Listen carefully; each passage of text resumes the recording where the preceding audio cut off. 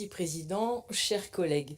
Mais tout d'abord, nous voulons nous associer aux hommages et aux pensées que vous avez pu évoquer pour Robert Badinter, pour Missak aussi, et Médéné, et pour Manoukian, pour faire un peu l'écho à ce qu'a dit mon collègue du PC. Moi, ce que je vous proposerais, c'est que nous avons donc une proposition de nommer le lycée de Créon Robert Badinter, c'est que l'on puisse nommer pour le lycée du Barp, de prendre du coup le nom de Médéné Manoukian. Voilà. Et comme l'a rappelé aussi Madame Dune, donc je voulais également souligner vraiment cette victoire historique pour les femmes, puisque désormais le droit à l'IVG est inscrit dans la Constitution. Ce long combat qui a été porté par les femmes pendant de longues années et le travail acharné des élus écologistes, dont notamment Mélanie Vogel et d'autres de la gauche, est désormais à répandre dans le monde pour toutes les femmes. Ce droit doit pouvoir se trouver sur toute la planète. Et aujourd'hui, simplement vous rappeler aussi d'avoir une pensée pour toutes les victimes des attentats depuis 1970, puisque aujourd'hui est la journée d'hommage à toutes les victimes du terrorisme, et elle se passe à Arras, là où malheureusement le professeur Dominique Bernard avait été assassiné. Donc on l'a vu ce matin, et ça fait quelques semaines maintenant que nous avons donc une crise sans précédent du monde agricole. Par rapport à ce matin, ce qui s'est passé, moi je voulais simplement revenir sur le fait que oui, on a peut-être sous la contrainte autorisé la venue de ces paysans, mais qu'il ne faut pas oublier qu'ils sont déjà ils n'ont pas forcément les mêmes pensées les uns et les autres dans le même syndicat, mais qu'on a également d'autres syndicats agricoles, et que c'est un peu choquant aussi de voir le Rassemblement national qui a pu les applaudir. Et revenir encore sur l'intrusion des membres d'Alsatian Rébellion qui étaient rentrés et qui n'a aucun rapport avec ce qui s'est passé ce matin.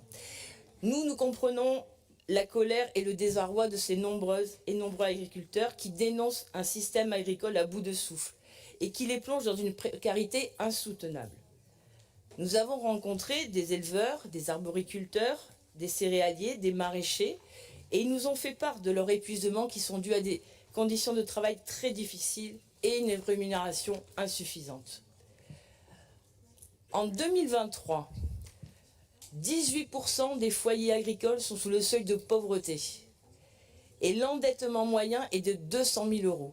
18% sous le seuil de pauvreté. Ça a été rappelé tout à l'heure, donc des fermes disparaissent quotidiennement. Plus de la moitié des terres agricoles en France sont possédées désormais par 20% des plus gros agriculteurs. Et avec la PAC qui privilégie systématiquement les grandes exploitations, c'est eux qui reçoivent le plus.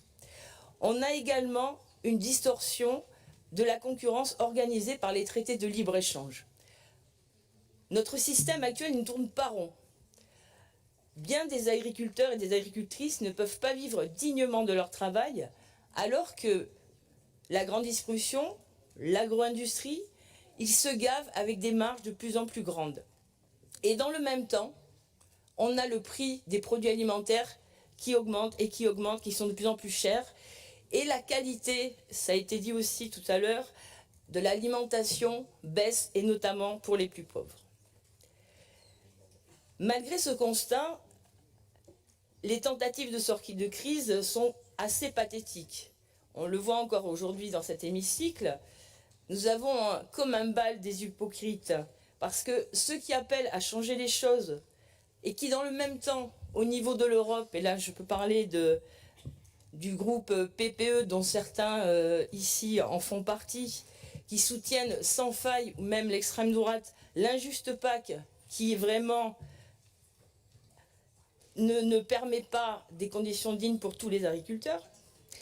Il faut faire très attention. L'écologie, ça ne peut pas être infusible. Parce que sans écologie, il n'y a pas de monde.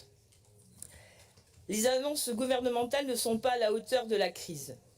Il est temps de soutenir véritablement la transition agroécologique au lieu de s'enliser dans des approches technologiques qui alimentent l'endettement. Hein, je vous rappelais tout à l'heure l'endettement moyen des agriculteurs, 200 000 euros. Et aujourd'hui, ce renoncement qu'on a pu avoir du gouvernement, qui consiste à faire une pause sur les 15 années de tentatives de réduction des pesticides, ça renvoie tristement au drame de l'amiante.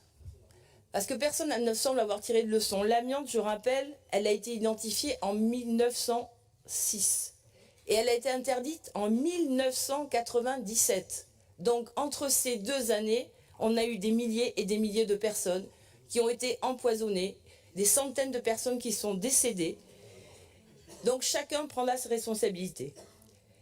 Là encore, on l'a pu l'entendre tout à l'heure, hein, je rappelle aussi le combat de Paul François qui a réussi à gagner contre Bayer. Donc non, on ne peut pas dire que certains pesticides ne sont pas nocifs pour la santé. Donc on ne va pas résoudre une crise sociale en accentuant la crise écologique. Et ça, Président, vous le partagez également. Et il y a quelques mois, en novembre, lors de la plénière des Néoterra, les scientifiques nous ont bien rappelé le danger qu'on avait avec ce changement climatique, qu'on avait un effondrement de la biodiversité et qui est la source de notre alimentation. Donc il faut faire vraiment très attention. La seule solution au drame du monde agricole est une transition qui est aidée, défendue, et ça on le porte depuis de longues années. Nous sommes les alliés des agriculteurs. Et ça consiste en quoi? Ça consiste à rémunérer les pratiques agro-environnementales et de protéger les communs qui nous font vivre. Et de nombreux paysans ne remettent pas du tout en cause l'écologie, puisqu'elle aussi permet de les faire vivre. Il est temps de déployer et de renforcer des mécanismes au niveau régional, par contre, pour réaliser une réelle transition écologique du modèle agricole, durable et rémunérateur pour celles et ceux qui nous nourrissent, comme par exemple la proposition que vous avez faite sur la sécurité sociale de l'alimentation, et certains qui tout à l'heure prônaient le fait qu'il fallait donner plus de pouvoir d'achat aux agriculteurs n'ont pas voté notre motion. Donc si vous nous écoutiez un peu plus souvent, je pense qu'il y a des mesures qu'on a proposées et qui auraient permis de donner un revenu plus digne pour nos agriculteurs.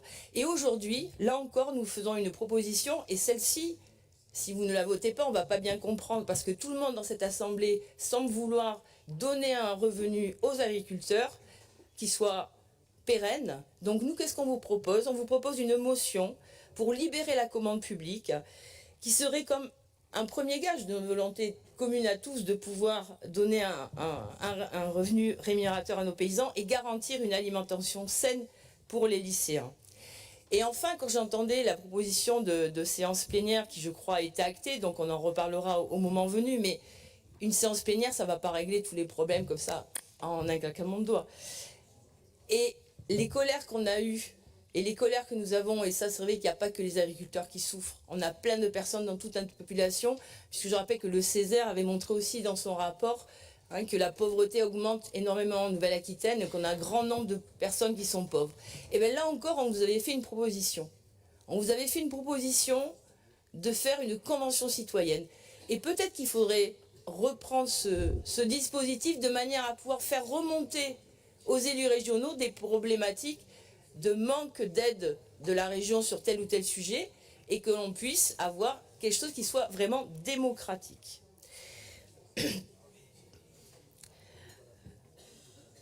Donc au niveau de cette plénière, on a aussi un autre volet qui est vraiment très important, le règlement d'intervention des aides régionales économiques et environnementales.